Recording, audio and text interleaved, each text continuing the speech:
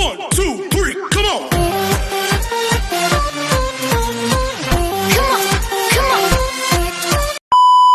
Hello beautiful people! Welcome back to my channel. This is your Mama Sam. Hola mga amigo, amiga, kumare at kumpare. Kamusta kayong lahat? Sana lahat po kayo ay okay at safe ngayong araw na ito. At syempre ko naman ang tatanungin nyo, nakikita naman ninyo ang beauty ng Mama Sam ninyo.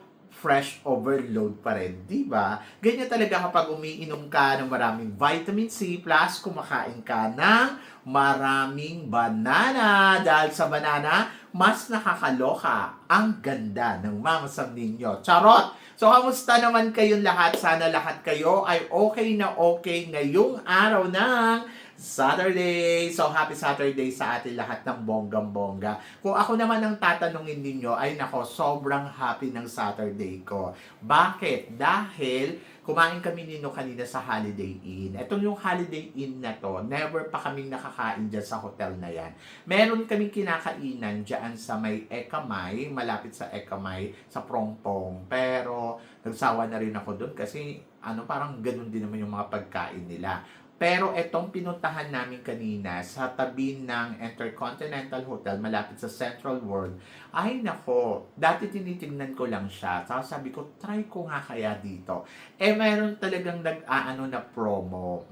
So, ang per head nasa 599. Pero kanina, maswerte ako kasi nakuha ko lang siya ng 299. So, ang mga kain namin siguro mga nasa 700 plus kasi may mga bat pa at saka tax. So, yun. So, ayun. In fairness, happy naman ako kasi ang sarap ng pagkain. Pero ito ang bongga dahil yung ice cream nila ay ube. Yes! Sa sobrang tagal ko na dito sa Thailand, wala akong makitang ice cream na ube flavor. Pero kanina, oh my gosh, na-surprise ako kasi ube nga siya. Di ba? So yun, so ang sarap, ang winner ng lasa, ang panalo ng ice cream na yun. My gosh, na-miss ko talagang kumain ng ube kasi ang tagal ko nang hindi nakakakain ng ube flavor. Meron dito mango, durian, tapos merong mga coconut, mga ganon, yung mga fruit salad, yung mga ganon. Pero yung vanilla, ayun, ube, wala talaga akong makita. And then, ayun, kanina, sobrang happy ko kasi may pa-ube ang Holiday Inn. Di ba? Bukod doon sa mura na yung nabayaran namin kasi dati yung kinakainan namin isang restaurant kapag may mga special day kami nino doon sa Intercontinental Hotel.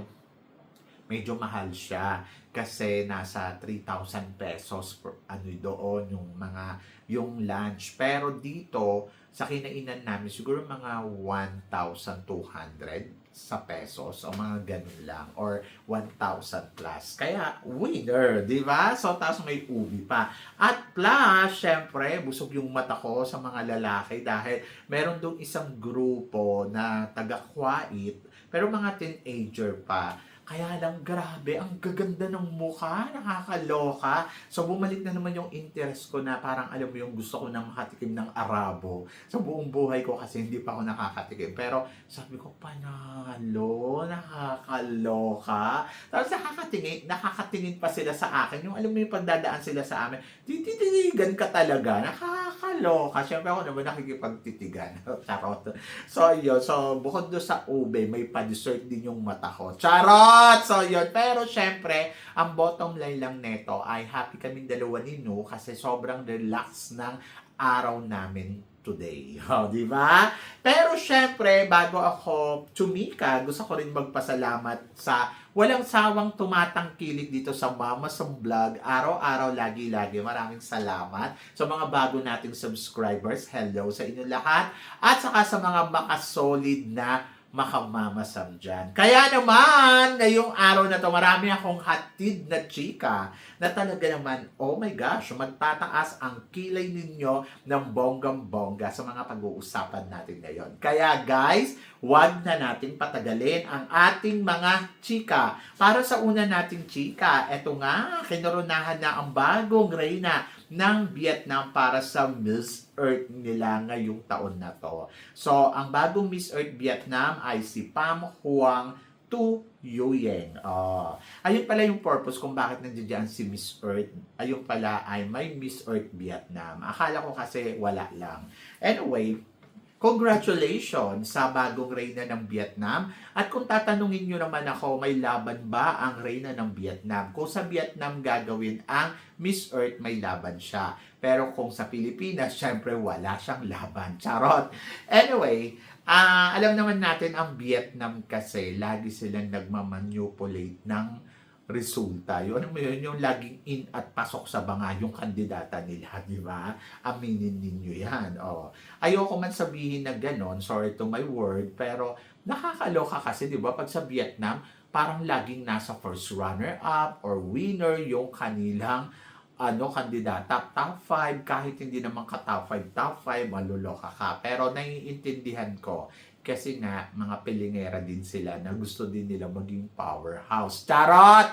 At ito na nga, kung tatanungin mo ako sa Vietnam between Philippines, ang tingin ko, mas malakas si Philippines, mas maganda si Philippines. Gusto ko yung aura ni Philippines kesa dito kay Vietnam. Pero depende sa magiging laro ni Miss Philippines sa Vietnam, ewan ko kung mananalo siya dyan. So, yan. So, good luck na lang sa kandidata natin. At good luck din. At congratulations sa bagong reyna ng Vietnam. O, diba? So, maganda naman siya in fairness. May laban naman. Diba? At para naman sa sumunod na chika, eto nga, umaariba ang ating pambato ng Miss Charm dahil orange na orange ang kanyang eksena sa bago niyang photoshoot. So, Mama Sam, tingin mo, may laban ba ang beauty ni April Smith? Si April Smith, to be honest, hindi ako masyado nagagandahan sa kanya. Yung sasabihin mo na, ay, yung aura niya pang Miss Charm. Wala nga akong makitang charm, charot. Pero, may nakikita akong kalibre kay April Smith. In fairness naman kay April Smith, kung caliber ang pag-uusapan, talagang bongga ang kalibre niyan. Mula sa swimsuit, evening gown, Q&A. Kaya naniniwala naman ako na kaya ni April Smith mag-penetrate sa kanyang magiging laban sa Miss Charm. Ang tansya ko sa kanya, kung hindi runners-up, kaya niyang manalo. Di ba? So, yon. So, maganda si April Smith. Beauty, yes, meron siya. Let's see kung ano ang mangyayari sa magiging laban niya dito sa Miss Earth. Basta ang alam ko, paghahandaan niya to ng bonggang-bongga at magtiwala tayo sa kanya. So ngayon pala nararamdaman na natin yung kanyang yung kanyang presensya, di ba? Nararamdaman natin na hindi nagpapabaya sa April. Parang buwan-buwan lagi siyang may photoshoot. Ganun siya ka-excited. At natutuwa naman ako kasi nafe-feel ko ang pagiging excitement niya dito sa magiging laban niya sa Miss Charm. Ito yung first international pageant niya. Kaya supportahan natin ang April Smith. Yun, ganon. And then, para naman sa sumunod natin, chika, ano naman ang masasabi mo sa reyna ng Miss Globe na nag-release din ng kanyang bagong photoshoot? Well, ang masasabi ko sa kanya, maganda siya dyan. Maganda yung makeup, maganda yung eyes ng hair, nagmukha siyang kakaibang reyna. Kasi alam niyo sa totoo lang, sa mga reyna dito sa Thailand, ayan yung hindi ko ma-feel. Charot. Hindi ko talaga siya bet. Hindi ko nakikita yung beauty. Pero, nagulat ako, naging Miss Globe. Di ba? So, yun. So, in fairness naman sa kanya, may height, matalino, at ayan, ang ganda ng photoshoot niya kanina, ang ganda ng mukha. So, sabi ko, in fairness sana ganito yung lagi ko nakikitang makeup sa kanya kasi pak na pak ang makeup niya. Kasi kadalasan, para siyang yung anti-glow ko. Ganun yung nakikita kong beauty sa kanya. Pero, hindi naman magiging reyna yan kung hindi naman siya kagandahan, di ba? So, parang feeling ko, hindi ko lang siguro talaga type yung beauty niya. Pero, alam mo yon na yung kanyang beauty ay pang international winner, di ba? So, imagine ninyo, naging title holder. Anong ginawa ni Nawat? Charot. So, yan. So, natutuwa ako sa kanya kasi at least, di ba, marami din itong pinagdaanan dito na eksena sa Thailand. Nandiyan yung sumali siya sa Miss Grand, tapos ayun, parang gewang-gewang yung nangyari. Pagkatapos sumali uli, ayun sa kanyang pagbabalik, nag-first runner-up. Ganun siya kalakas. In fairness naman sa kanya, malakas naman. At maganda siya kanina. Gusto ko yung makeup niya. Kakaiba. So, nag-iba talaga. So, mas na-feel ko siya. Ganon!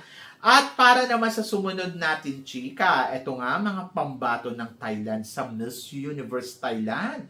Mama, sa tingin mo, may nakikita ka bang malakas na kandidata? Actually, hindi ko ma-feel na merong malakas na kandidata talaga. Yung sasabihin mo yung magta-top 5 uli, yung katulad ni Bina, wala. Pero nandoon ako na naniniwala ako na ang pambato ng Phuket medyo nakakatakot, di ba? Kasi baka mamaya siya ang manalo. Tapos alam mo yung kumpiyansa niya sa sarili niya, bongga. So, isa yon. Tapos, andyan din si Chunburi na maganda din, kakaiba din. Kung naghahanap ka ng Thai beauty, I think Chunburi. Tapos, may mga kandidata pa na alam mo yung pretty-prettyhan, pero kulang sa kumpiyansa. Yung mga tipong ganon. But, syempre, naniniwala ako na maraming mga kandidata ang kakabog dito sa Miss Universe Thailand, and looking forward ako kung sino nga ba ang mananalo sa kanila. Sa ngayon, parang wala akong nakikita yung masasabi mo, dapat katakutan ng Pilipinas kasi malakas sila, baka mag-placement sila, so yung mga ganon. Wala akong nakikita, pero let's see, malay naman natin biglang may boom o bumulaga sa atin ng bonggang-bongga, di ba? At ito ang sumunod na chika, pambato ng Thailand sa Miss Supranational, handang-handa na. So kahapon na pinakilala na ang Team Thailand para sa Miss Supra and Mr. Supranational. So, yon, nako, grabe. Si Ai ang kinuha nilang pambato nila, inappoint nila si Ai. Alam naman natin si Ai, rampadora to, di ba? Ay, nako, wag mong isnabin ang galing niya ni Ai pagdating sa execution, pagdating sa styling, dahil marunong kumabugyan. At naniniwala ako na malayo ang mararating nila dyan sa Miss Supranational. Tapos, yung lalaki naman, very strong din. Pero nagulat ako na parang uncle na yung dating niya, no? So, yun. Akala ko kasi, yung mga nakikita kong pictures niya noon, medyo kabataan pa nyata niya yun, 10 taon na nakakalipas. Yung mga nakikita ko sa social media. Kaya parang kahapon yung nakita ko siya, nagulat ako na parang, ba't parang uncle na siya? Ganon. Pero, huwag natin i-underestimate yung kakayahan niyan kasi may napatunayan na yan. At alam mo yun, mukhang yummy. Yummy na uncle. Ganon! So, nakakaloka. But good luck, syempre, sa pambato ng Thailand. At naniniwala naman ako na malakas ang Team Thailand sa Miss Supranational at Mr. Ganon. So, laban yan. At magtiwala tayo sa kakayahan na pwede nilang ipakita dito sa mundo ng Miss Supranational. Ganon. At para naman sa sumunod natin, chika, ito nga, bakbakan daw para sa Miss sa Reyna Pilipinas. Dahil ito nga bulong-bulungan nga mga kandidatang nagsidatingan daw yesterday. Dyan daw, sure daw si Alexi Brooks. So isa daw sa mga dumating yesterday. Hindi ko alam kung totoo Pero kasi alam mo naman yung social media, grabe ang ingay nila. Grabe ang mga chismis talaga. So, yun. So, kaabang-abang din naman talaga. Tapos, ayan, si Myrna Isguera daw. Isa din daw sa mga kandidata. Samantalang nakausap ko naman si Myrna Isguera. Parang hindi naman niya type sumali. But baka na-convince. So, tignan natin. And then, nandiyan din, syempre, si Angelica Lopez na mainit na pinag-uusapan. Hindi ko to sure kung nandiyan nga silang tatlo. Pero, sila ba yung inaabangan mo? Actually, kung lalaban sila, edi bongga. Ganon. 22 candidates daw dito sa Reyna Pilipinas. Pero ang masasabi ko, konti. But nandoon ako na ayan nga, mainit nga pinag-uusapan, Angelica Lopez, Myrna Esguerra, Alexi Brooks, ayun. So, bongga ba? So, yun. Ako naman, bongga. So, matindi yan. For sure, Alexi Brooks, kung sakaling sasali siya mananalo dyan ng MGI All-Stars. Tapos, si Angelica Lopez, kung nandun dyan, siya ang mananalo ng ng tawag dito, Miss Grand Philippines. I-appoint na lang sila. Bakit ba magkakaroon ng pageant? Sure naman na sila na ang panalo kung sakaling nandyan sila, di ba? So, yun, laban. So, bongga din yung ipapakita ng Reyna Pilipinas ngayong taon na to. Kaya, dapat kang ma-excite. O, di ba? So, yun. So, nakakaloka. Naluloka talaga ako. Anyway, so, abangan nyo na lang sa 8. Sa 8, magkakaalaman kung ito bang mga kandidatang to ay makikita natin sila ng bonggang-bongga. Are you excited? Dapat ma-excite ka kasi panalo yan, di ba? At para naman sa sumunod natin, chika, bakbakan ng Asia Beauty Queen dito sa Miss Supranational, kasado na. So, ito na nga, syempre maghaharap-harap ang mga magagaling dahil nandiyan si Ai ng Thailand, Katrina Ligado ng Philippines, at syempre Indonesia.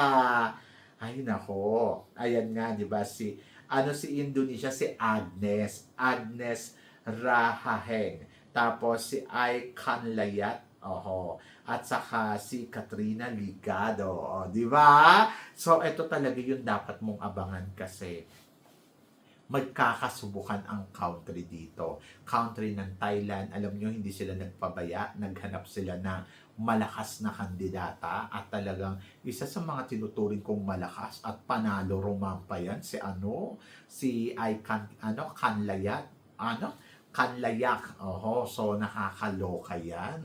At excited ako nung makita siya kung ano at paano niya ipapanalo tong laban niya sa Miss Supra National. So mapantayan niya kaya yung galing ng Antonio Porcil at saka ni Preo.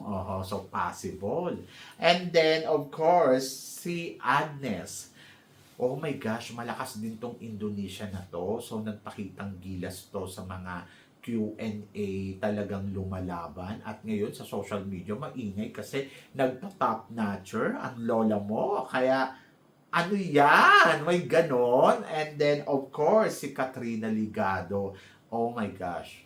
Si Katrina Ligado, isa to sa mga inaabangan ko din kasi naniniwala ako na well-prepared siya ng bonggang-bongga. Sa kanilang tatlo, si Katrina ang may pinakamatagal na paghihintay dito sa supranational. Kaya magtiwala tayo sa kanya.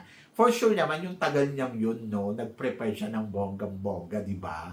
So, yun. So, sabi ganon, sino ang tingin mong mananalo? Dahil malakas yung Asia, I think, of course, I go for Katrina Ligado dahil naniniwala talaga ako na kaya ni Katrina Ligado. Pero marami na disappoint sa kanya doon sa super chat. May nabasa nga ako, sabi gano'n, wala pa daw 10 segundo. Ano ba?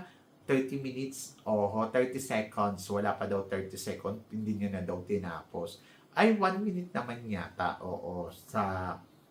Sa pinapanood niya kay Katrina Ligado. Hindi niya na daw tinapos. Year na daw siya. Sabi ko, grabe naman. Ako din naman. So, nakita ko na parang, okay. So, hindi pa siya ganong kapalo talaga pagdating sa Q&A. So, doon talaga nanganganib siya. Pero kasi ang magaling dyan, si Indonesia. At si Indonesia, in fairness, may ganda din ha. Gusto niyo yung beauty niya? Ako, yes. Gusto ko yung beauty ni Agnes. Very charming, no? So, yon. Ay, nako! Para naman sa sumunod natin, chika, eto nga nakakaloka dahil sabing ganon, noong 2014 nanalo daw ang India sa supranational at nasundan ito noong 2016. So, sandwich win kung tawagin dahil isa lang ang pagitan. Oo nga, no?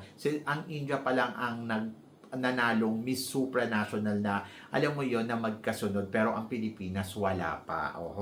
And then, kaya naman daw ngayon, second crown para daw sa Indonesia, 2024. Nanalo sila ng first crown maulit kaya ngayon 2026 ang kanilang second crown. So parang katulad din daw ng India. Mga ambisyosa to mga taga-Indonesia, no? Pangarap na bituin, charot. Well, kung ayan yung nararamdaman nila, ibigay natin sa kanila. Kasi free naman, di ba, ang mangarap at wala namang masama. So, malay ninyo, mangyari ang ganyang posisyon. So, ako, para sa akin, ang dating sa akin, parang may mga paganyan din kayo, gaya-gaya ko sa Pilipinas. Ang Pilipinas ang mahilig sa ganyan eh. Yung parang 2020 tas 2020 ganun mananalo kayo may mga pag ganon. So sila din meron din mga ambisyosa. Charot. Anyway, so good luck. Ayun lang yung masasabi ko. May laban naman yung kandidata nila, bakit hindi? Pero nandoon ako sa part na wish all the best. Para sa kanilang kandidata, di ba? So yun na lang yung pwede nating ibigay na i-good luck talaga natin. Tatawanan ko kayo pag hindi na yan. Charot. So, nakakaloka. Malay naman natin kasi malakas naman si Agnes. I love Agnes. Pero naluloka lang talaga ako sa mga tagahanga, no? Talagang over sa pag-iisip. Nakakaloka. Alam mo yung kulang na lang bilhin nila yung corona at iputong doon sa reyna nila. Nakakawindang. May laban yung kanilang kandidata. Pero syempre hindi din natin alam kung ano yung magiging laro ng ibang kandidata. Kung sila naghahangad sila ng second crown, naghahangad din tayo ng second crown, di ba? So hindi lang naman sila. So unahan na lang tayo sa second crown. Di ba? So, naghahangad sila. Naghahangad din ang Pilipinas. Ang Pilipinas nga, tagal-tagal nang hinintay. Sila ang mga ambisyosa, parang gusto sandwich win. Ganon. Nakakaloka. Anyway, so, malalaman natin yan sa coronation kung sino nga ba ang mag-uuwi ng corona. Piling ko Philippines. So, di ba? So, maloka sila dyan. Ay, nako. Sa tingin ninyo, sino ang kakabog sa kanila? Sino ang aabot sa dulo ng kompetisyon? At sino ang sa tingin ninyo pwedeng manalo sa kanilang tatlo ng Miss Supranational? So, comment below para at least malaman ko naman kung ano naman ang chika mo dito sa mga tinatalakay natin. Syempre, maraming salamat po sa inyong lahat sa love and support na binibigay ninyo. Syempre, dito sa channel ko at sa mga hindi pa nakaka-follow at nakaka-subscribe, baka naman, pwede naman maglambing sa inyo ng bonggang-bongga. So, mag-subscribe na kayo. So, maraming salamat po sa walang sawang pagmamahal. Hanggang dito na lang, syempre, ang ating chikahan. Hanggang sa muli nating chikahan. See you tomorrow. Thank you, guys. Maraming salamat. Love, love, love.